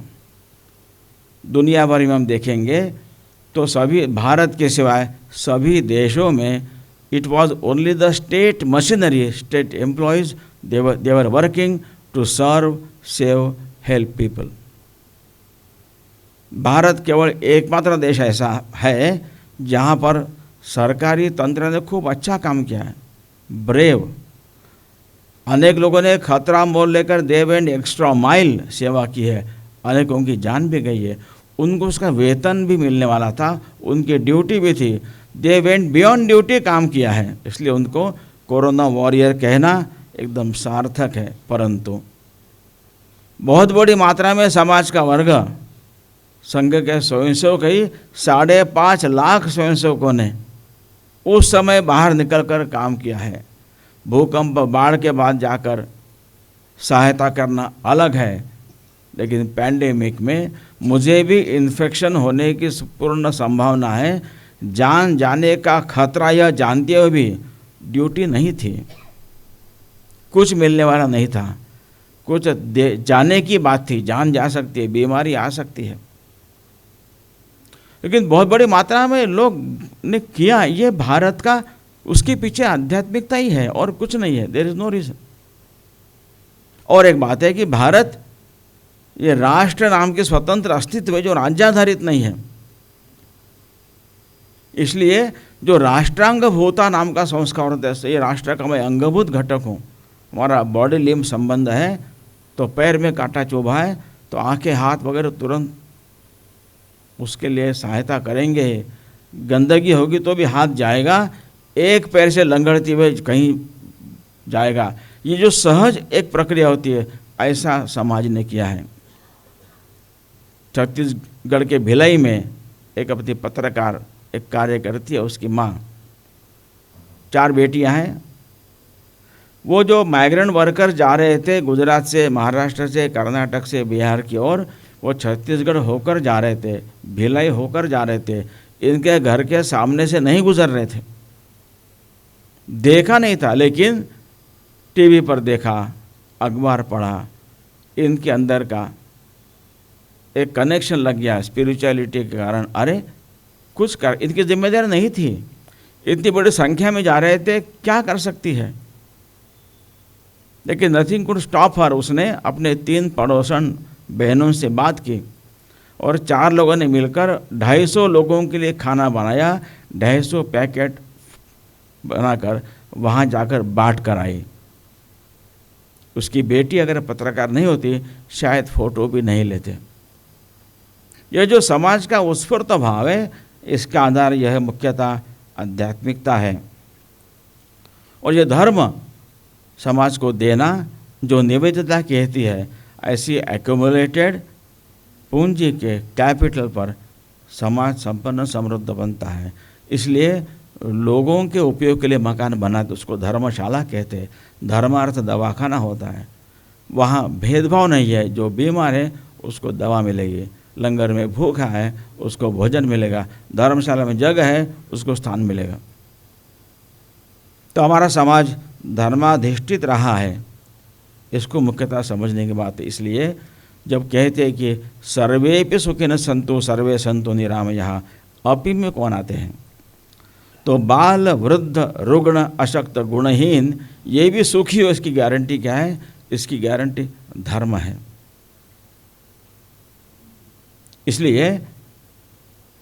देना नहीं, लौटाने की बात है।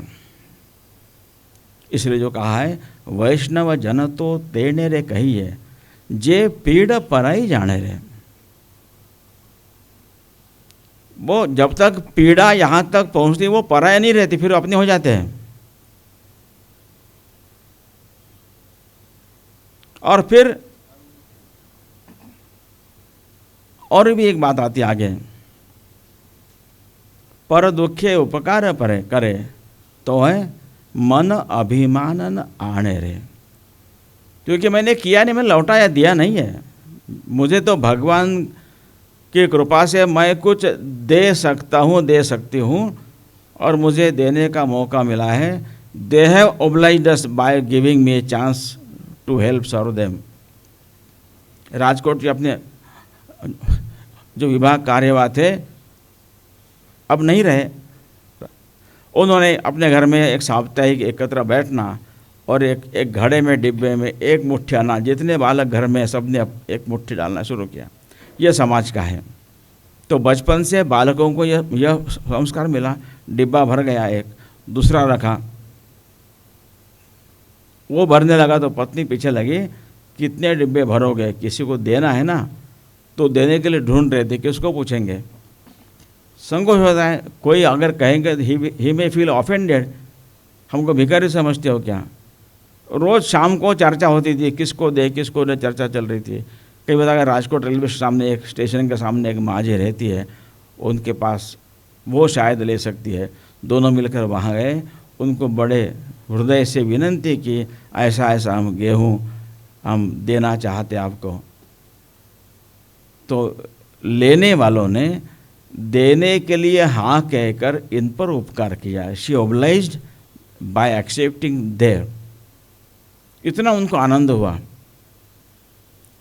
तो यह जो एक सेवा के पीछे का भाव है, यह भाव खूब महत्व का है और ये भारत का स्वभाव है। इस स्वभाव की तरफ हम जाएंगे, इसके आध्यात्मिक अधिष्ठान को समझेंगे तो अधिक आनंद के साथ, आसानी के साथ हम राज्य पर डिपेंड न रहते हुए राज्य अपना काम करते रहेगा। यह मुख्य बात है। और हर व्यक्ति कुछ न कुछ दे सकता है। तो एक मराठी गीत है, कविता है, उसका हिंदी अनुवाद ऐसा है, जिसके बगीचे में फूल खिले उसने 2 फूल देने चाहिए, जिसके कंठ में स्वर है उसने 2 गीत गाने चाहिए, सूर्य कुल से जिसका रिश्ता उसने थोड़ा उजाला देना चाहिए, सदियों का अंधकार वहाँ प्रकाश का गांव बसाना चाहिए, जिनके आंगन में बादल झुके उन्हें थोड़ा जल देना चाहिए, उन्होंने थोड़ा जल देना चाहिए, अपना श्रीमंत हृदय उन्होंने खाली करके फिर से भर लेना चाहिए, आसमान जितनी जिसकी ऊंचाई उसने थोड़ा नीचे झुकना चाहिए, और जो जन्म से ही मिट्टी में मैले उन्हें उठाकर गोद में लेना चाहिए। तो ये सब भारत के स्वभाव को समझकर अगर अपने जीवन की रचना करेंगे, ये सहज है, यह आध्यात्मिकता का प्रगटीकरण है, इसका मैनिफेस्टेशन है, जो सेवा के रूप में होता है, होता आ रहा है।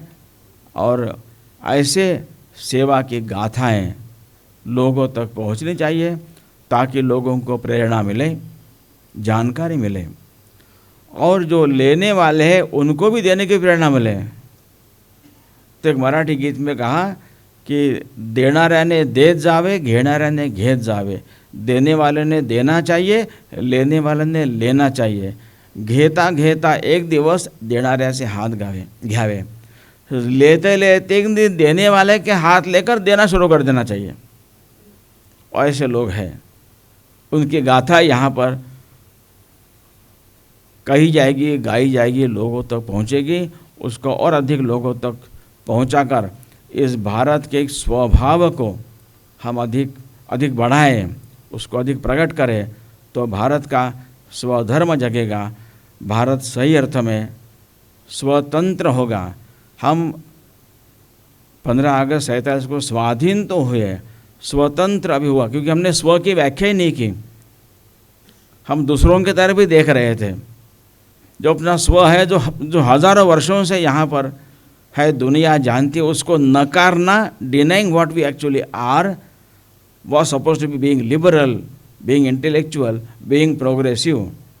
अब वो सारा दौर धीरे धीरे कम हो रहा है और भारत का स्व अनेक अर्थों में, अनेक क्षेत्रों में प्रकट हो रहा है। तो इस सेवा के अपने सामाजिक क्षेत्र में भी यह स्व प्रकट हो और भारत की आध्यात्मिकता को अधिकाधिक प्रकट होने का मौका मिले, जो भारत की विशेष पहचान है। ऐसी एक शुभकामना देकर मैं मेरी बात को पूर्ण करता हूँ।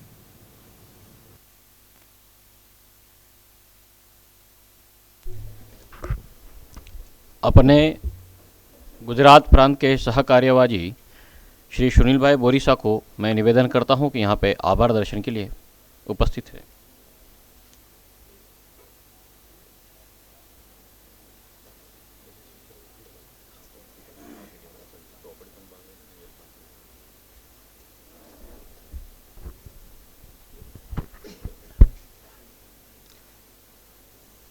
आज अपने इस कार्यक्रम में उपस्थित सभी का आभार दर्शन करने के लिए मैं उपस्थित हुआ हूँ। उसके पहले दो अगत्य की बात है। एक तो हम इस कार्यक्रम के पश्चात जब ये स्थान छोड़ेंगे तो गुजराती भाषा में सेवा स्पंदन करके हर 3 माह पे एक पत्रिका प्रकाशित होती है जिसका नाम है सेवा स्पंदन। वो यहाँ से हमें प्राप्त होगी तो हमें सबको ले जाना है, तो हम ले जाना न भूले, ये स्मरण करा रहा हूँ। कार्यक्रम के पश्चात सभी के लिए जलपान की व्यवस्था भूतल पे है, तो उसका भी पूरा लाभ ले, ये भी एक हम जानकारी रखें।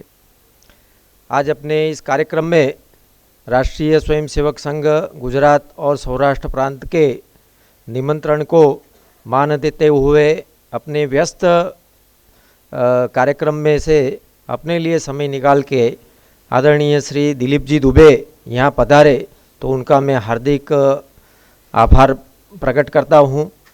परिचय में हमने सुना कि वो अपने स्वयंसेवक ही है, इसलिए कई बार ये भी रहता है कि स्वयंसेवक का संघ आभार कैसे करे, लेकिन हम एक प्रकार से उनका ऋण स्वीकार करते हैं कि उन्होंने अपने व्यस्त कार्यक्रम में अपने इस कार्यक्रम के लिए समय दिया। तदुपरांत आज इस कार्यक्रम की शोभा बढ़ाने में और इसमें अग्रता देने में सुश्री सोनलबेन पटेल और पारुलबेन परमार, उनका भी संघ आभारी है। इस कार्यक्रम को सफल बनाने के लिए हम जानते हैं कि जो बात हुई प्रचार की और प्रसार की, तो उसमें जिन माध्यमों ने हमको पूरा सहयोग किया, ऐसे मीडियाकर्मी, पत्रकार एवं इलेक्ट्रॉनिक मीडिया के लोग, उनका भी संघ की ओर से आभार व्यक्त करता हूँ। जिस स्थान पर अपना ये कार्यक्रम हो रहा है वह डॉक्टर एडगेवार भवन, डॉक्टर एडगेवार स्मारक समिति का ये बिल्डिंग है। उसमें ये पहला मंजिल और भूतल, ये दोनों हमें इस कार्यक्रम के लिए जिन्होंने हमें दिया, उनका भी हम आभार व्यक्त करते हैं। राष्ट्रीय स्वयंसेवक संघ के निमंत्रण को मान देते हुए बड़ी संख्या में महानुभाव यहाँ उपस्थित है। सोमवार का दिन है, शाम का समय है और कर्णावती में एक स्थान से दूसरे स्थान में आने के लिए बहुत समय निकालना पड़ता है, तो वह निकाल कर यहाँ आप सब उपस्थित रहे और कार्यक्रम को आपने सफल बनाया, इसलिए आप सबका मैं आभार व्यक्त करता हूँ। और इस सेवा गाथा वेबसाइट के लिए जिन लोगों ने मदद की, सहयोग किया, ऐसे तंत्रज्ञान, यहाँ की साउंड सिस्टम के लोग और प्रसारण के बाकी सहयोगी, उन सबका भी मैं आभार व्यक्त करता हूँ। अस्तु।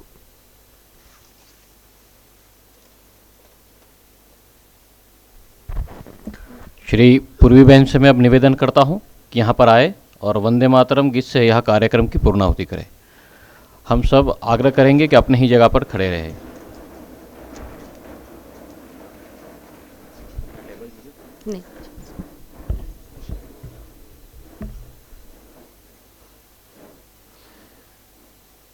वंदे मातरम, वंदे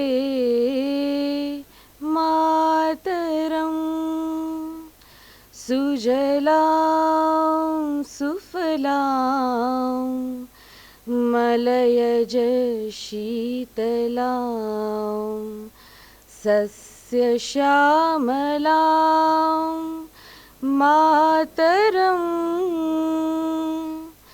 वन्दे मातरम्।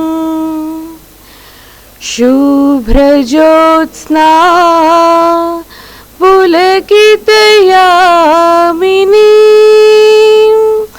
फुल्लकुसुमिता द्रुमदलशोभिनी सुहासिनी सुमधुरभाषिणी सुखदां वरदां मातरं वन्दे मातरम्। कोटिकोटिकण्ठ कलकलनिनाद कराले कोटि कोटि भुजै द्रुत खर करवाले अबला के नुमाए तबले बहुबल धारिणी नमामि तारिणी रिपुदल वारिणी मातरं वन्दे मातरम्। तुमि विद्या तुमि धर्म तुमि हृदि तुमि मर्म त्वं हि प्राणा शरीरे बाहुते तुमि मा शक्ति हृदये तुमि मा भक्ति तो मारे प्रतिमा गढ़ी मंदिरे मंदिरे मातरं वन्दे मातरम्। त्वं हि दुर्गा दश प्रहरण धारिणी कमला कमल दल विहारिणी वाणी विद्यादायिनी नमामि त्वां मातरं नमामि कमलां अमलां अतुलां सुजलां सुफलां मातरं वन्दे मातरम्। श्यामलां सरलां सुस्मितां भूषितां धरणीं भरणीं मातरं